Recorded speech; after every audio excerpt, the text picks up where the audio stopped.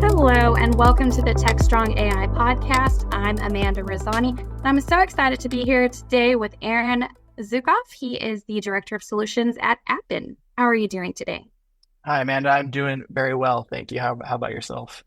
Doing well, and I'm excited to speak with you about RAG today. But first, can you share a little bit about Appen and what are y'all working on?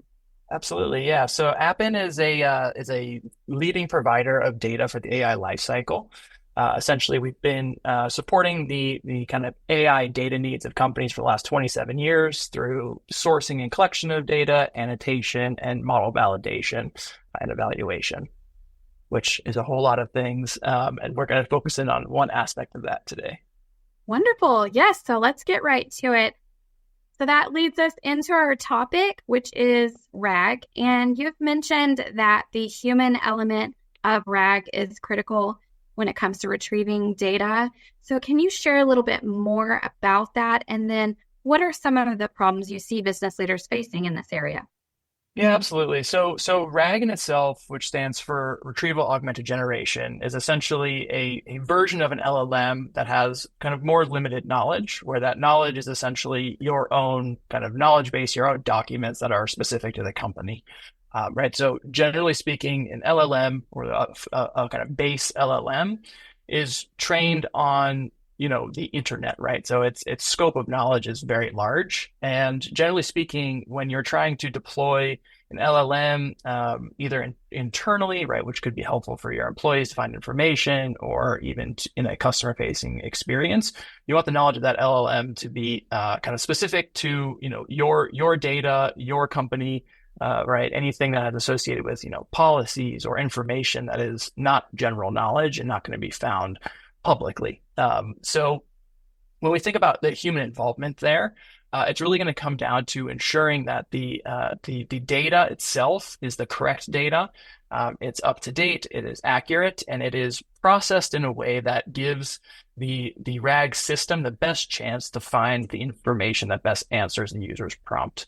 And that can mean a lot of different things. And, organizations have lots of, data sources sporadically, distributed and different contexts involved in those data sets. So ensuring that you have the right humans with the right domain expertise, right, which is going to be, in a lot of cases for RAG, somebody who's an expert in your organization or the data that you're trying to surface to that system, is very much in the loop of that system as it's being built to ensure that it's factual and relevant in its responses.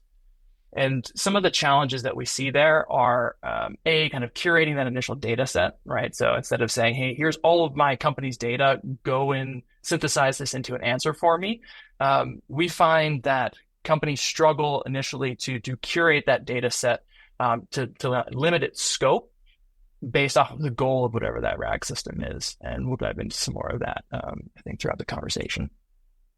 Yes. So during this process, let's go ahead and go into that a little bit more. Share a little bit more about that, and then what are some of your tips? Yeah, absolutely. So I think that, thinking about how a RAG system works, right, is again, you're taking these separate data sources and trying to distill an answer out of them. So depending on the scope of what that RAG system should understand, ensuring that you can get out the relevant pieces from the overall data set, not just what the LLM is pulling out, is going to be important, not only to limit kind of confusion or hallucinations of the model, but also from a cost-saving perspective, right? Generally speaking, LLMs will you'll be charged on your usage of tokens, right? And a token is essentially how many words is it having to synthesize for an answer. So what we see is if you kind of have this, let's call it this more unstructured pool of data, there's going to be less of the LLM is going to be less confident in terms of what it's retrieving, right, and synthesizing into an answer to the end user. So the more that you can limit, the scope of what that RAG is looking at, you're going to have more relevant responses, and it's going to be more cost effective because it's not having to process all of this text data to understand, hey, here are the 10 things I think you're talking about.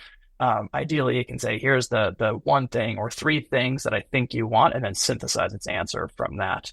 And there's a few different strategies that can be deployed there. And it really comes down to A, just limiting the size of that pool, and then B is adding some contextual annotations to that data, right, such as metadata about a particular piece of data or a summary about a piece of data that can live alongside of that data in the kind of data center, or you call it a kind of vector DB or embeddings, so that when the LLM is going out and looking for that information, it has, the best chance to kind of match the intent of the user's prompt with a relevant piece of data. Okay. So, what is your advice to business leaders when it comes to whether or not they should be, or I would think it works in harmony together, but when should they use an LLM versus when should they be using the RAG? Yeah, so a RAG is essentially just an LLM, but again, you're just kind of limiting its scope, right? So I like to think about it as like, if you're going to a doctor, right, you may have, something that's generally achy, you're going to go see a general practitioner, right? And that's going to be your kind of like base LLM. If you have a more specific issue, my foot really hurts, something along those lines, you're going to go to a specialist, right, about that, because they're going to have more knowledge and kind of a deeper knowledge on that particular subject and will likely assist you. So the foot doctor in that case is going to be the RAG system. And again, it's deeper knowledge on a particular subject in which you want to deploy and leverage that LLM. So they're the same, except, they're just different in terms of the knowledge that they have to be able to give you back a response. Okay, good to clarify that. So this technology, it's advancing rapidly.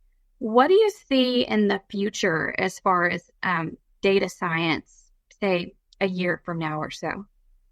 Yeah, that's a big question. I think, we're seeing a lot of improvements in these LLM kind of base intelligence, right? So you'll see a lot about reasoning, right? In terms of being able to justify and step through the thought process of how it came to an answer, right? And if we think about, an LLM is essentially, not dissimilar to essentially a search engine, right? You're asking to go find something, it's pulling responses, but in this case, the LLM is doing the heavy lifting of basically saying, this is what I think is the best result, and then synthesizing that as a single answer, as opposed to, a kind of a page of search results, and you're clicking through, understanding what's relevant or contains the information.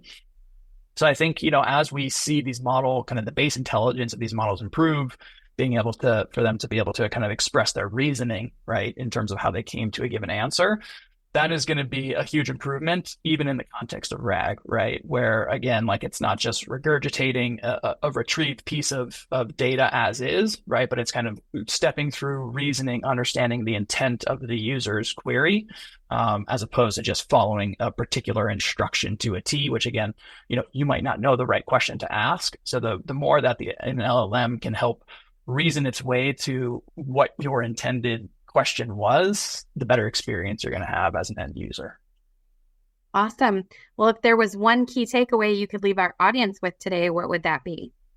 I would say to really understand how you want these systems to be deployed and ensure that you are limiting the scope of that goal, right? So again, a base LLM is going to be very good at general knowledge type questions.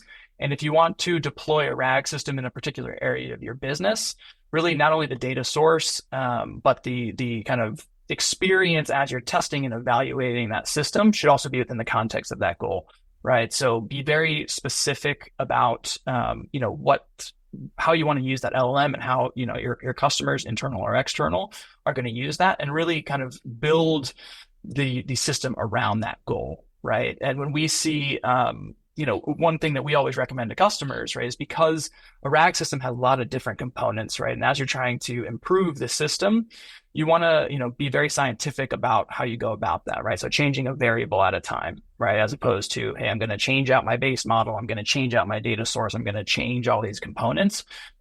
Kind of focus in on one piece at a time, and then have a way to measure, right, or benchmark those responses throughout those changes. So we generally will recommend kind of doing an end-to-end evaluation, which will help you establish a kind of a roadmap, right, of which component you should tackle first, and then go ahead and tackle just that component, and then essentially do the end-to-end test again, right? So you're benchmarking these different iterations against essentially a set of golden prompts or scenarios, right? So again, going back to that concept of understand the goal and the scope of what this system is supposed to be doing. you basically want to have a consistent set of, golden prompts or golden scenarios that you can use to test these systems against, so you can measure, right, ideally objectively as possible, how well it's performing against that goal. And then as you tweak different components of that system, you can come back to that measurement and say, okay, that did have an impact, and it had a very large impact, or it had a small impact. So let's move on to the next component and repeat that cycle. Fantastic. Well, thank you so much for coming on our show and sharing your insights with us today. Absolutely. Thanks for having me. And thank you to our audience. Stay tuned because there's more.